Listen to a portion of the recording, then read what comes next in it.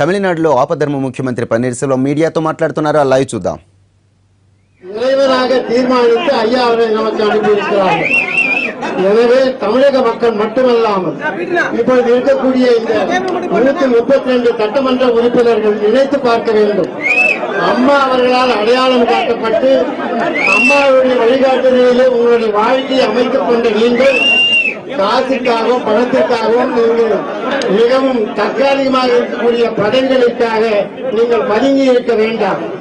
யாருடைய பேச்சையும் கேட்காமல் மனசாட்சி பிரகாரம் உங்களை நீங்கள் நினைத்து பார்த்து நம்முடைய நலன்கள் பாதுகாக்கப்பட, தமிழக மக்களுடைய நலன்கள் பாதுகாக்கப்பட, எல்லோரும் நலமாக இருப்பதற்கு என்ன செய்ய வேண்டுமோ அதை செய்ய வேண்டும் என்று இந்த சட்டமன்ற உறுப்பினர்களுக்கு நான் தமிழக மக்களுடைய சார்பாக நான் ஒரு வேண்டுகோளை வைக்கிறேன். இன்னும் ஒரு வார காலம் தமிழக ஆளுநர் அவர்கள் இப்பொழுது இருக்கக்கூடியவர் என்னோடு அரசியலிலே வாஜ்பாய் அவர்களுடைய அரசியலே நான் பெட்ரோலியத்துறை இணையமைச்சராக இருந்த பொழுது அவர் உள்துறை அமைச்சராக இருந்தவர். மிக நல்லவர், நேர்மையானவர், நிதானமாக செயல்படக்கூடியவர். அவர் நிச்சயமாக தமிழக மக்களுக்கு நல்லதை யோசித்து பார்த்து முடிவெடுத்து செய்வார் என்ற நம்பிக்கை இருக்கிறது. நல்லது நடக்கும், நம்ப வேண்டும். தமிழக மக்களே ஐயாவின் பின்னால் இருக்கும் பொழுது தமிழகத்தில் இருந்து வந்திருக்கக்கூடிய இந்த 135 எம்எல்ஏக்களில் நமக்கு பக்கத்தில் இப்பொழுது 6 நண்பர்கள் வந்திருக்கிறார்கள். இன்னும் இன்றைய பொழுதிற்குள் அங்கே சிறை வைத்து அழைத்து வைக்கப்பட்டிருக்கின்ற அடிமைகளாக இருக்கக்கூடிய நீங்கள் விடுதலை பெற்று நிச்சயமாக வெளியில் வந்து உங்களை வெளியிலே அவர்கள் விடுவார்கள். ஆனால் நிச்சயமாக நீங்கள் ஐயா அவர்கள் பின்னால் அத்தனை பேரும் வருவீர்கள் என்ற நம்பிக்கை எனக்கு இருக்கிறது. கவர்னர் அவர்கள், அது ஆளுநர் அவர்கள் என்ன முடிவெடுக்கிறார்களோ அதற்கு பின்னால் ஐயாவின் பின்னால் அத்தனை சட்டமன்ற உறுப்பினர்கள் நிச்சயமாக வருவார்கள் என்று சொல்லி தமிழக மக்களின் சார்பில் எல்லா தமிழக மக்களும் எதிர்பார்ப்பதை போல தர்மத்தை, அதாவது தற்காலிகமாக சூது கட்டினாலும் மறுபடியும் தர்மம் தான் வெல்லும். அதற்காக சாட்சியாக இந்த கட்சியே நம்மிடத்தில் இருக்கிறது. ஏனென்றால் அவைத்தலைவர் இருக்கிறார்கள், நம்முடைய மாண்புமிகு பொருளாளர் அவர்கள், முதல்வர் அவர்கள் இருக்கும் பொழுது இயக்கமே நம் பக்கத்தில் இருக்கிறது என்று தமிழக மக்கள் முடிவெடுத்திருக்கிறார்கள். எனவே நிச்சயமாக நல்லது நடக்கும். நாம் எல்லோரும் ஒற்றுமையாக இருந்து ஐயாவுடைய வழிகாட்டுதலிலே தமிழகத்தினுடைய எதிர்காலத்தை வளப்படுத்துவதற்கு என்ன செய்ய வேண்டுமோ அதை நாம் செய்வோம்.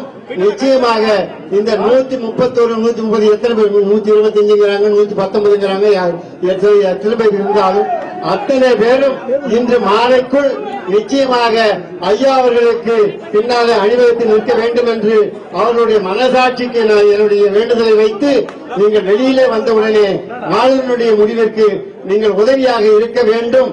எதிர்காலம் நன்றாக இருக்கும்.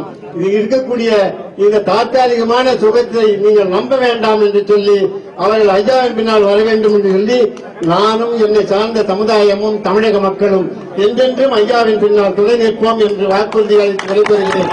நன்றி, வணக்கம்.